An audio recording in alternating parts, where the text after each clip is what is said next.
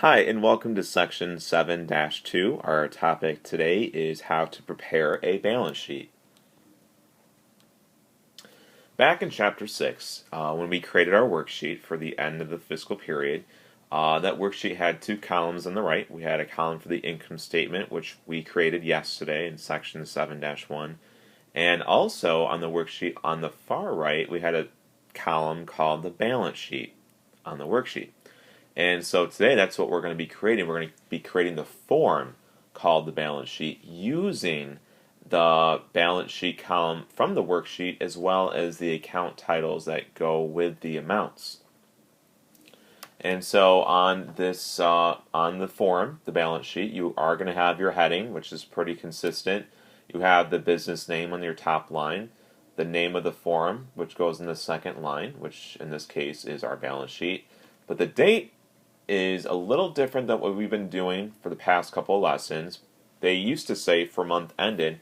Well, this time it's just the date. It does not say for month ended. And that is because a balance sheet is a snapshot of a current day in time. So it's not representing the end of anything or the end of fiscal period. It is literally what it is that day and that day only.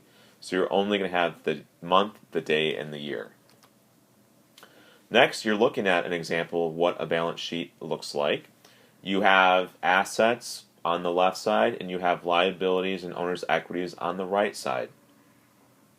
And the idea at the end of this, if you can tell, is the total assets should equal your total liabilities and owner's equities, which is on the very last row of this. So your left side should equal the right side, which kind of goes back to the first chapter in accounting.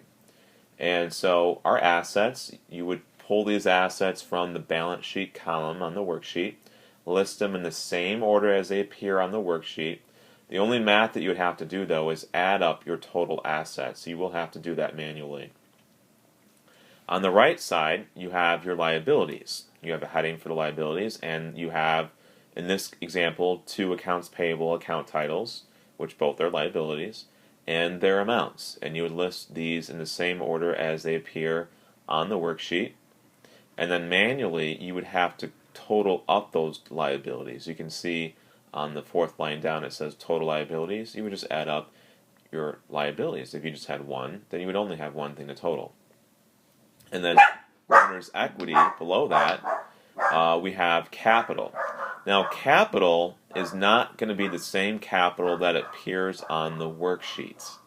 You will have to manually calculate the capital. And I've given you the equation on the bottom of the screen that you will use to calculate your capital. You would take the capital that's on the worksheet.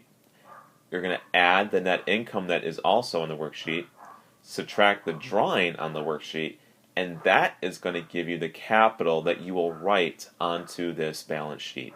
So you will not take the capital from the worksheet and rewrite it. You must calculate the capital by hand. Everything else, your assets, your liabilities, you are rewriting the same titles and the same amounts directly as they appear on the worksheet.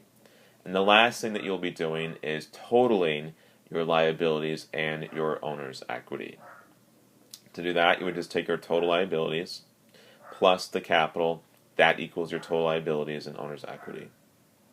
And then once again, your total assets on the left must equal total liabilities and owner's equity, which appears on the right. And here is another example of it being complete. This just gives you the titles that you'll need to look at, but it is pretty much the same thing I just showed you before. Okay, so now we're going to go ahead and we're going to complete the worksheet for section 7-2. The directions are in your textbook on page, where are they? They are on page 192 in your textbook. And the directions say that to prepare a balance sheet for October 31st of the current year, and our business is, I apologize, I was looking at the on your own. I'm sorry, this word together, it says to prepare a balance sheet for the April 30th of the current year, and the name of our business is Ken's Carpet Cleaning. So Ken's Carpet Cleaning is our business, and this is for April 30th of the current year. On the top of your screen, I've given you a picture of the worksheet that we'll be using the information from. This is on your paper, but I put this on the top of the screen just so we can refer back and forth to the balance sheet column that appeared on the worksheet. The first thing we need to do is create our heading. So we're going to have our business name first, which is Ken's Carpet Cleaning. This is for April 30th, so we have balance sheets and April 30th of 2014. So business name, the name of the form, and the date. And now we're going to start on the left side of the balance sheet. We're going to give ourselves a heading, assets, which is kind of right there in the middle. And then you're going to list all of your assets. And looking at the worksheet at the top of your screen, our assets consist of everything from cash through prepaid insurance. So lines 1 through 6. You're going to list those account titles and their amounts. So you can see I've listed my account titles on the left, and those separate amounts go right there in the column on the right. Now, you will have to manually calculate your total assets. So I'm going to give myself a heading for that, a title, total assets. I must manually calculate all of these together. And when I do that, my total assets equal $13,513. And that is the left side of the balance sheet. Pretty straightforward. Now I go to the right side of the balance sheet, and this is where I focus on my liabilities. So I give myself the heading liabilities in the middle. And looking at the worksheet on the top there, I have two. I have accounts payable for lingering supply, and I have another accounts payable for taxes by Thomas. Since there are two of them, I need to total my liabilities. So my next total title is total liabilities. And when I add the two accounts payables together, I get $659. So there's my total liabilities. Now my next section is my owner's equity. And we have a heading for owner's equity, and the only owner's equity that we have is capital for Ken Chernak, capital. Now you'll see on the top there, on the top of the worksheet, that capital on line 9 was $11,810. Back in my example, we are not going to take that number and rewrite that. Everything else, we've been just rewriting the same numbers as they appear. You have to manually calculate your capital. And because we had a net income, we're going to take the capital that's on the worksheet, which is $11,810, add your net income, so we're going to add $1,899. Then we're going to subtract our drawing, which was $855. So capital plus net income minus drawing. That gives us $12,854. That is not the same number that appears on the capital above.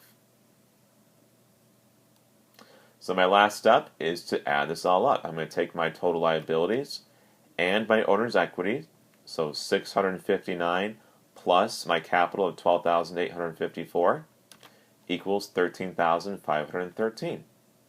I know I'm finished when I realize that my total assets on the left equal my total liabilities and owner's equities on the right. And that is how you create your balance sheet.